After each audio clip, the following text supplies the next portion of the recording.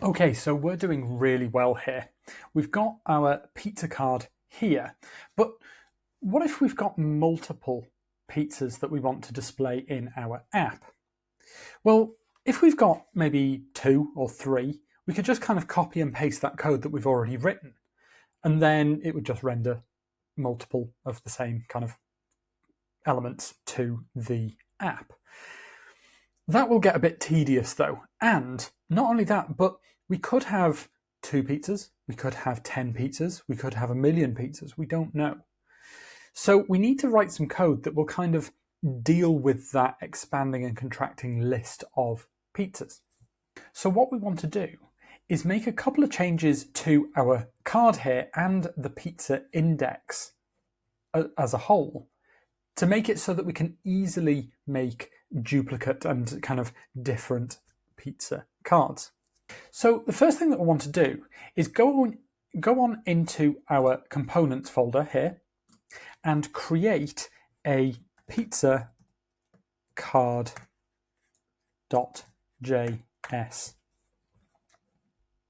In here, we'll make a pizza card function. So function pizza card. Again, don't forget Pascal case for your components, and then export default pizza card. So what we actually want to do here is we want to go into our pizza index and copy or cut really everything that's inside this pizza index function.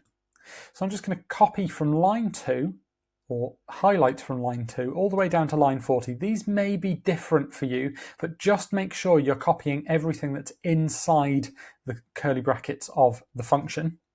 I'm going to use Command X or Control X on Windows and save this and paste that now using Command V or Control V on Windows into our pizza card function.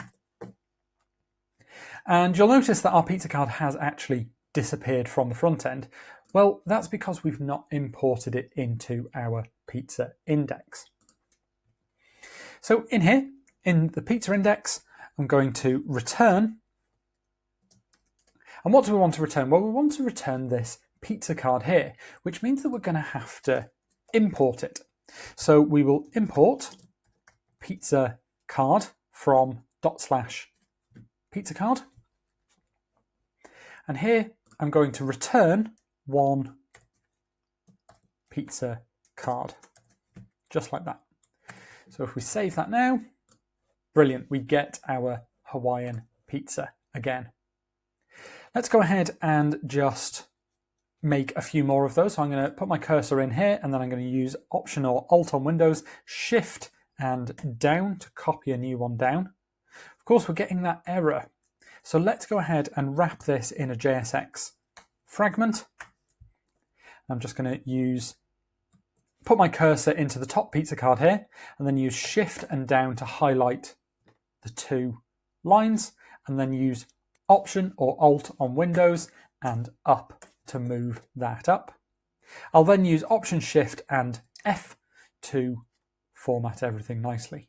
Now you see I haven't touched my mouse once, and although that was a little bit kind of slower, it was only really because I was explaining to you exactly what I was doing at the time. Getting used to these keyboard shortcuts will make you a much faster developer and make you a lot more comfortable with the text editor that you're using. Great, so if I now save this and we head over back to our app, wonderful, we've now got 2 Hawaiian pizzas.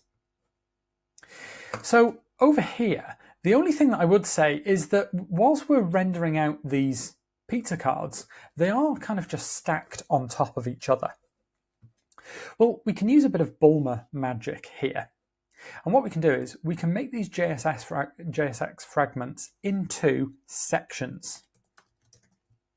So we'll have a section here and a section close here. And we'll give this section a class name of columns. We'll also need to add the class name of is-multi-line. And if we save this now, you'll see that we get nicely kind of formatted and next to next pizzas. Again, if we have maybe multiple pizzas, we save this now, great. It's formatted it all into a nice kind of rows and stuff like that. Okay, that's too many pizzas now though, so let's go ahead and just delete these.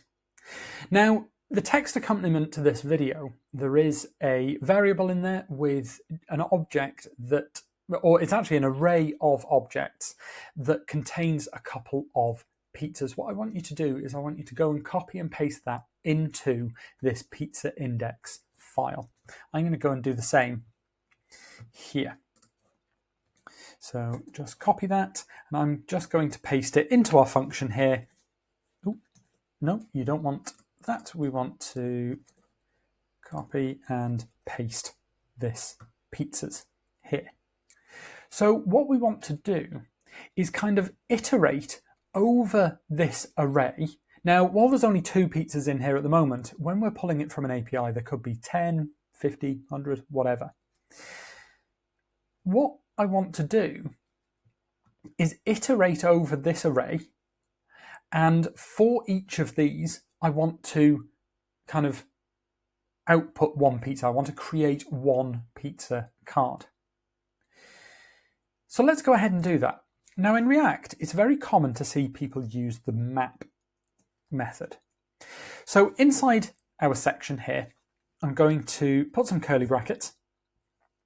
And what we'll do is we'll say pizzas dot map. Now the great thing about map is it returns a new array, and it's that new array that will be rendered to our React application. So as we all know, with the map method, what we need to do is we need to make an iterator, or kind of that temporary variable. So we've got an array of pizzas. We will make each one of those iterations a pizza. We need a fat arrow and some curly brackets. Now we want each iteration of the map to return a pizza card element. So we'll say return a pizza card. So if I save this now, you'll see over in our React app, we now have 2 pizzas. Okay, the data is wrong, but we do have now 2 pizzas because we've got 2 elements in our array here. Now, the way that we can pass this data down is using something called props, and props is just short for properties. And the way that we send this data down is by just inside this, this element here, we will say, we'll think of a name for it, and I'm going to call this pizza data equals.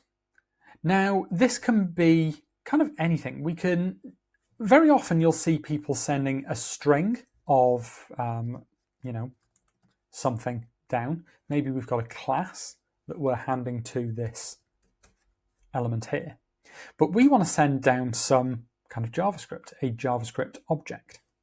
So we'll use some curly brackets here. And what we want to give our pizza card is this, really. So it's this pizza here. So we'll say send that down to our pizza card. If we save that now, it still hasn't worked, but kind of trust me, that data is actually going down into this function here. We're just not utilizing it. So let's head into our pizza card here. Now, you'll see that we've got this pizza data here for our Hawaiian pizza, and that's why we've got the same data on each of those cards, because it's actually being pulled from this object here. Well, let's go ahead and just delete that.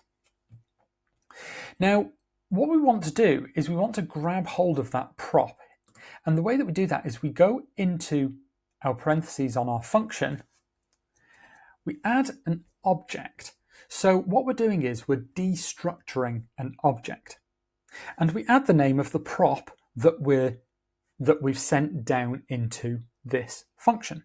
So we'll say here, pizza data. Now, you do need to make sure that this is the same as you've called it here. In fact, just copy and paste it. And paste it in there. I had spelt it correctly, but copy and paste never makes a mistake when it comes to spelling and typos. What's really quite good is because we've called this prop the same as our previous variable that held all of that pizza data, is you'll see that it's now here. We don't need to change anything else because that pizza data still exists here. So let's go to our app. Fantastic. So we've got our Hawaiian with the picture of our Hawaiian pizza and the description to match. And then we also have our meat feast here with a different picture and a different description. So let's just go ahead and recap what we've done here. So we moved our kind of pizza cards out into their own function, their own element, instead of having it just all sitting on the pizza index. And what we've done is we've taken kind of, if you imagine we've pulled this from an API, we've iterated over this array and rendered kind of a unique element without having to rewrite the code for every element. Well, that's really quite handy. Also, we did some kind of Bulmer magic to make everything work in nice columns and in multi-line columns. And additionally, every time we returned or rendered a new pizza card, we passed down the unique pizza data that's relevant for that specific card.